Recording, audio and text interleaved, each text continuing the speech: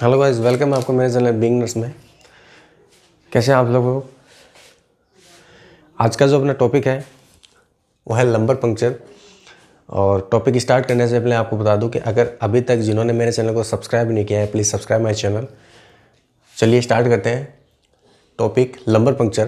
देखो, lumbar puncture जो है इसका दूसरा नाम भी है, इसका अदर नेम भी आता है लंबर पंक्चर का, जिसको अपन बोलते हैं स्पाइनल टैप।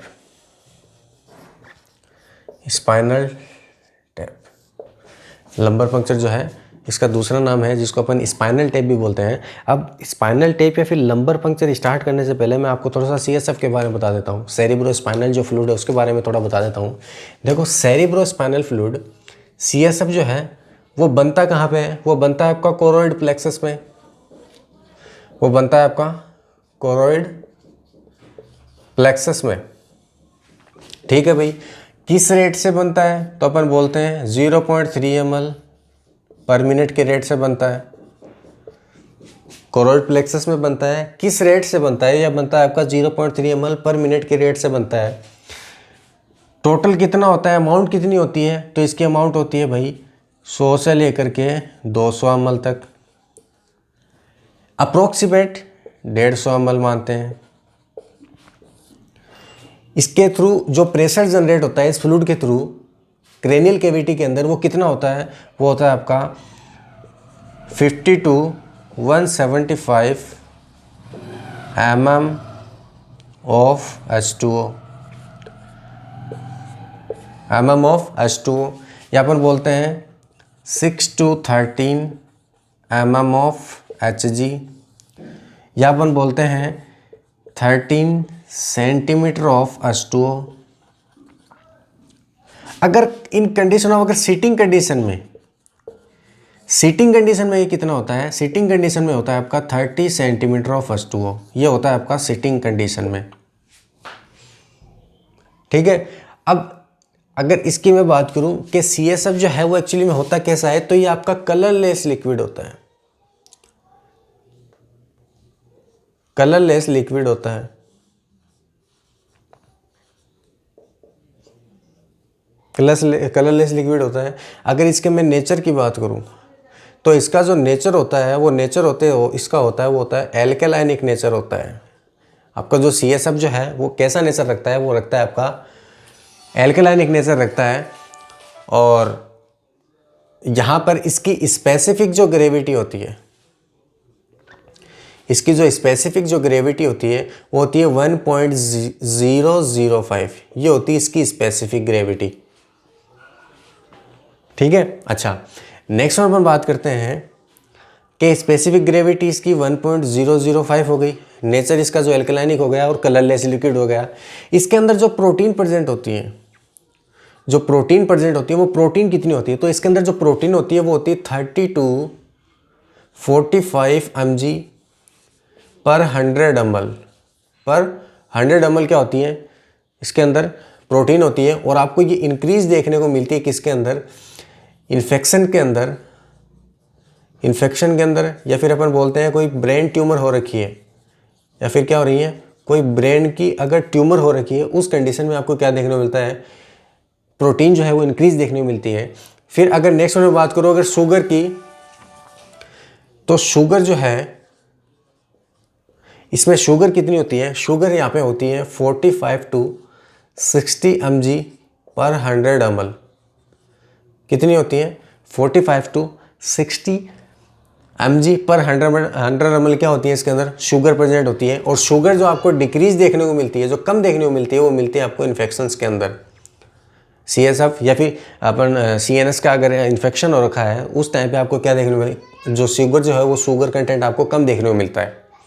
क्लोराइड की अगर मैं बात करूं तो क्लोराइड जो है, इस क्लोराइड के अंदर आपको कितना मिलता है? ये क्लोराइड आपको देखने को मिलता है 172 to 175 mg पर 100 ml आपको क्लोराइड देखने को मिलता है। और ये भी आपका अपन बोलते हैं कि ब्रेन ट्यूमर हो रखी है या फिर इन्फेक्शन की कंडीशन में आपको क्लोराइड जो है वो कम देखने को मिलता है। और CSF जो है ना वो पोटेशियम से ज़्यादा आपका सोडियम इलेक्ट्रोलाइट जो है वो रखता है। ठीक है, तो ये कुछ स्पेसिफिक बातें जो CSF के बारे में जो मैं आपको बताना चाह रहा था। अब देखना इधर में, अब अपन बात करते हैं लंबर पंक्चर की या फिर स्पाइनल टेप की, कि इसका मतलब एक्चुअली में होता क्या है। देखो यहाँ पे एक मैं डेफिनेशन लिखता हूँ कि CSF या फिर स्पाइनल टेप जो है वो है क्या, वो प्रोसीजर क्या है। तो अपन क्या बोलते हैं कि it is a procedure, it is a procedure to gaining entry into the subarachnoid space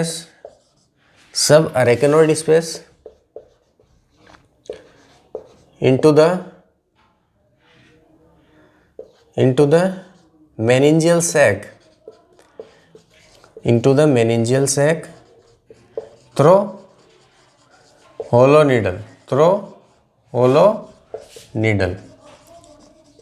यानी अपन क्या बोलते हैं कि ये प्रोसीजर कौन सा है, ये प्रोसीजर वो प्रोसीजर है जिसके अंदर क्या करते हैं अपन, एंट्री गेन करते हैं। एंट्री गेन का मतलब यहाँ पे आपको एंट्री लेनी है इनटू द सब अरेकिनोइड स्पेस। सब अरेकिनोइड स्पेस का मतलब क्या है कि जैसे मान के चलो आप CNS है, CNS की आप लेयर पढ़ते हो जिसको आप मेनिंजेस बोलते हो, उसमें क्या होती है, दूर वाली जो लेयर होती है उसको ड्यूरामीटर बोलते हो। फिर सेकेंड वन आपकी अरेकिनोइड मीटर, और जो ब्रेन के नज़दीक में होती है उसको पायामीटर। तो आपकी ड्यूरामीटर और यहाँ पे आपकी जो अरेकिनोइड मीटर है, यहाँ का जो स्पेस है, इस स्पेस के अंदर आपका CSF होता है और इसके अंदर आपको क्या लेनी है, एंट्री लेनी है। मे भी आप कोई चीज़ इंजेक्ट कर रहे हो या फिर वहाँ से कोई चीज़ ड्रेन कर रहे हो, वो अलग मैटर है। लेकिन यहाँ पे आप क्या कर रहे हो, इसके अंदर एंट्री ले रहे हो। किसके थ्रू, होलो नीडल के थ्रू आप इसके अंदर क्या ले रहे हो, एंट्री ले रहे हो। इस प्रोसीजर को ही अपन क्या बोलते हैं, लंबर पंक्चर बोलते हैं। और इसका दूसरा जो नाम होता है वो होता है स्पाइनल टेप। ठीक है, चलिए अब बात करते हैं, यहाँ पे एग्जाम में पूछा जाता है कि एक्चुअली में साइट क्या होती है, कहाँ पे आपको क्या करना चाहिए, लंबर पंक्चरिंग करनी चाहिए। तो अगर मैं साइट की बात करूँ लंबर पंक्चर की, तो लंबर पंक्चरिंग की साइट जो होती है वो होती है आपकी L3 to L4। L3 to L4 किसके अंदर, अपन बोलते हैं एडल्ट के अंदर। फिर अगर मैं चाइल्ड की बात करूँ तो चाइल्ड जो है उसके अंदर होती है आपकी L4 to L5, ये साइट आती है। और ये पिछली 2015 के अंदर DSSB में पूछा भी गया है कि नॉर्मल जो साइट होती है लंबर पंक्चर की वो क्या होती है। तो ये होती है एडल्ट के अंदर आपकी होती है L3 to L4, और आपकी जो चाइल्ड के अंदर जो होती है वो होती है L4 to L5। ठीक है, अब बात करते हैं पोजीशन की। पोजीशंस भी में भी कई बार पूछ लेते हैं पोजीशंस के, एक्चुअली में which position is suitable for the lumbar puncturing. Lumbar puncturing के लिए क्या है, जो पोजीशन जो है, सूटेबल पोजीशन है वो कौन सी होती है। तो यहाँ पे होती है, देखो यहाँ पे सूटेबल पोजीशन जो होती है इसमें होता क्या है कि स्पाइन को आपको हाइपरफ्लेक्स कर देना है। यानी अपन क्या बोलते हैं, हाइपरफ्लेक्शन ऑफ स्पाइन। जो स्पाइन जो है, इस स्पाइन को क्या करना है, आपको हाइपरफ्लेक्स कर देना है। हाइपरफ्लेक्स जैसे ही होगा, यहाँ पे आपके जो ABCD जो आती है ना, उसके अंदर लेटर होता है एक C। उस C जैसी क्या हो जाएगी, एक पोजीशंस आ जाएंगी, इसलिए इसको क्या बोलते हैं, C शेप पोजीशन। कौन सी पोजीशन, C शेप्ड पोजीशन। और ये C शेप्ड पोजीशन जो है ना वो सूटेबल मानी जाती है किसके लिए, लंबर पंक्चरिंग के लिए, स्पाइनल टेप के लिए। बट इन केस ऑफ अगर बोलते हैं कि रेडियोलॉजिकल गाइडेंस के थ्रू अगर क्या हो रही है, लंबर पंक्चरिंग हो रही है, तब में भी आप क्या करते हो, प्रोन पोजीशन आप क्या करवाते हो, प्रोवाइड करवाते हो। कौन सी पोजीशन आप प्रोवाइड करवाते हो, प्रोन पोजीशन। अगर रेडियोलॉजिकल गाइडेंस के थ्रू अगर अपन लंबर पंक्चरिंग कर रहे हैं ना, दैट टाइम पेशेंट को जो है वो प्रोन पोजीशन प्रोवाइड करवाते हैं। But in case of suitable जो पोजीशंस होती है वो होती है आपकी C शेप पोजीशन, जिसमें जो स्पाइन जो अपनी जो है ना, पेशेंट की जो स्पाइन जो है उसको आपको हाइपरफ्लेक्स कर देना है। ठीक है, चलिए पोजीशन हो गई। फिर अपन बात करते हैं इंडिकेशंस की, कि कौन कौन से इंडिकेशंस है। इसके लिए अपन को क्या करना पड़ता है, लंबर पंक्चरिंग करनी पड़ती है। तो इसके अंदर इंडिकेशंस जो आते हैं ना, इंडिकेशंस में क्या आते हैं कि अगर हमें क्या करना है, CSF एनालिसिस करना है। क्या करना है, CSF का अगर हमें एनालिसिस करना है। CSF एनालिसिस के लिए क्या करते हैं हम, जैसे अपन बोलते हैं कि अगर इन केस ऑफ अगर बहुत ज़्यादा क्या हो रखा है, हेडेक हो रखा है, सीवियर अगर हेडेक है, सीवियर अगर क्या है, हेडेक है, उस कंडीशन में क्या होगा, अगर सीवियर हेडेक हो रहा है तो अपन बोलते हैं कि CSF क्या होता है, इंक्रीज़ होता है। अब CSF अगर इंक्रीज यहाँ पे मिलेगा तो अपने को क्या करना है, अपने को CSF जो है ना उसको एनालिसिस करना पड़ेगा। इन केस अपन बोलते हैं कि जैसे मान के चलो यहाँ पे इन्फेक्शन की कंडीशन है, यहाँ पे क्या है, इन्फेक्शंस की कंडीशन है, और कंडीशन किसकी है, मान के चलो अगर ब्लीडिंग हो रही है, चांसेस होते हैं कि असेस में आता है कि यहाँ पे में भी चांसेस होते हैं कि ब्लीडिंग हो रही है CNS के अंदर, तो वहाँ पे अपन क्या करते हैं, जो CSF है वहाँ से CSF को क्या करते हैं, निकालते हैं, और निकालने के बाद उसका क्या करते हैं, हम एनालिसिस करते हैं। ठीक है, तो अब ये एक चीज़ तो ये होगी कि CSF एनालिसिस के लिए आपको क्या करना पड़ता है, लंबर पंक्चरिंग करनी पड़ती है। या फिर सीवियर हेडेक अगर हो रहा है तो प्रेशर को असेस करने के लिए भी आपको क्या करना पड़ता है, लंबर पंक्चरिंग करनी पड़ती है।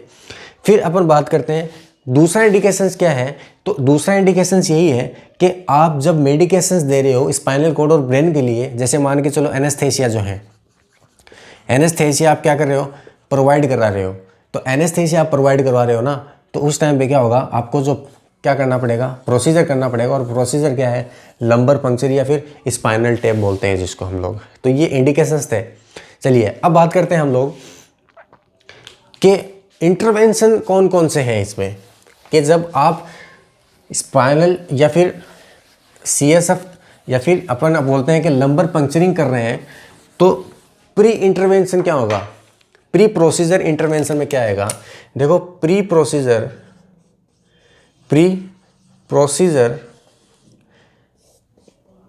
इंटरवेंशन में आएगा आपका, इंटरवेंशन में क्या आएगा कि आपको क्या करना पड़ेगा कि जो पेशेंट है उस पेशेंट को ब्लैडर को एम्प्टी करवा देना है, एम्प्टी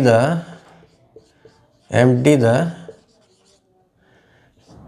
पेशेंट्स ब्लैडर, पेशेंट का ब्लैडर जो है वो क्या करवा दोगे, एम्प्टी करवा दोगे। ठीक है, ये तो हो गया प्री प्रोसीजर इंटरवेंशन। फिर बात करते हैं अपन ड्यूरिंग प्रोसीजर। अब ड्यूरिंग प्रोसीजर आपको कौन सा इंटरवेंशन करना पड़ेगा, तो ड्यूरिंग इंटरवेंशन आपको क्या करना पड़ेगा, वही आपको मैंने बताया था कि शूटेबल साइड जो होती है वो C-शेप होती है। तो क्या करना पड़ेगा, तो जो बेड जो है उसके एज पे आपको पेशेंट को लेटाना है, और आपको उसको क्या करना है, उसकी जो स्पाइन जो है उस स्पाइन को क्या कर देना है, आपको हाइपरफ्लेक्स कर देना है। उसकी जो स्पाइन है उसको क्या करना है, हाइपरफ्लेक्स कर देना है। और हाइपरफ्लेक्स करने का मतलब क्या है, इजिकल टू C-शेप। यानी सीधी सी बात है कि जब आप प्रोसीजर परफॉर्म करवा रहे हो तो आपको पेशेंट को कौन सी पोजीशन देनी है, आपको पेशेंट को देनी है आपको C पोजीशन, ठीक है, या फिर C-शेप पोजीशन आपको क्या करनी है, पेशेंट को प्रोवाइड करवानी है। फिर अपन क्या करना है, एक चीज़ और यहाँ पे मोस्टली जो ध्यान में रखने वाली चीज़ है, यहाँ पे क्या है कि एसेप्सिव जो टेक्निक होती है, एसेप्सिस जो टेक्निक होती है ना, वो आपको स्ट्रिक्टली परफॉर्म यहाँ पे करवाना पड़ेगा, क्योंकि आपको प्रोसीजर जो है वो क्या है, इन्वेजिव प्रोसीजर है। उस कंडीशन में आपको पेशेंट की जो साइट्स हैं वहाँ पे चांसेस होते हैं ड्यू टू इन्फेक्शंस के हैं, तो वहाँ पे आपको एसेसिव जो प्रोसीजर है ना, ये आपको क्या करना पड़ेगा, एसेप्सिस जो है ना टेक्निक्स, वो आपको यूज़ करनी पड़ेगी, स्ट्रिक्टली है। चलिए नेक्स्ट वन अगर मैं बात करूँ पोस्ट प्रोसीजर की अगर मैं बात करूँ, तो पोस्ट प्रोसीजर में आपको क्या करना पड़ेगा, पोस्ट प्रोसीजर के लिए आपको यही है कि पेशेंट का जब आपको स्पाइनल टैप आपने कर दिया, लंबर पंक्चरिंग आपने कर दी, तो आप क्या करोगे कि पेशेंट को आपको 1 to 2 आवर के लिए क्या करना पड़ेगा, सुपाइन पोजीशन के अंदर आपको उसको लेटाना पड़ेगा। ठीक है, अब मोस्टली यहाँ पे क्वेश्चन जो पूछा जाता है ना कि what is the best suitable position after lumbar puncturing, तो वो होती कौन सी है। वैसे तो बोलते हैं कि सुपाइन पोजीशन आपको प्रोवाइड, लेकिन मोस्ट सूटेबल जो पोजीशन होती है ना, वो होती है आपकी लेटरल डेक्यूबिटस पोजीशन। ये पोजीशन जो होती है ना, ये पोजीशन एग्जाम में पूछी जाती है, और ये मोस्ट सूटेबल पोजीशन होती है आफ्टर लंबर पंक्चरिंग। कौन सी, लेटरल डेक्यूबिटस पोजीशन। ये लेटरल डेक्यूबिटस पोजीशन जो है ना, ये मोस्ट सूटेबल पोजीशन होती है आफ्टर लंबर पंक्चरिंग। तो मोस्टली एग्जाम में ये भी पूछा जा सकता है। ठीक है, तो ये हो गया 1 to 2 आवर आपको सुपाइन पोजीशन, या फिर अपन बोलते हैं कि मोस्ट एक्यूरेट जो पोजीशन आपको देनी है, सूटेबल पोजीशन है, वो आपकी लेटरल डेक्यूबिटस पोजीशन देनी है। ठीक है, फिर क्या करना है, एक चीज़ यहाँ पे एग्जाम में प्रीवियस एग्जाम में पूछा भी गया है कि बेड जो आपका जो पेशेंट जो है ना, पेशेंट को क्या नहीं करना, उसका जो हेड है उसको लिफ्ट नहीं करना, बट बेड जो है उसके साइड टू साइड क्या कर सकता है, मूव कर सकता है। तो पेशेंट कैन मूव और turn side to side, side to side of bed. यानी क्या बोलते हैं अपन कि हेड जो है ना पेशेंट, वो हेड क्या नहीं कर सकता, लिफ्ट नहीं करवाना है, उसके हेड को लिफ्ट नहीं करवाना है, लेकिन जो बेड की जो साइड है तो साइड टू साइड पेशेंट क्या कर सकता है, मूव या फिर टर्न कर सकता है। ये प्रीवियस एग्जाम में क्वेश्चन पूछा भी गया है। ठीक है, तो ये था अपना लंबर पंक्चर और स्पाइनल टैप। अगर वीडियो पसंद आए तो लाइक एंड सब्सक्राइब जरूर करें। Thank you.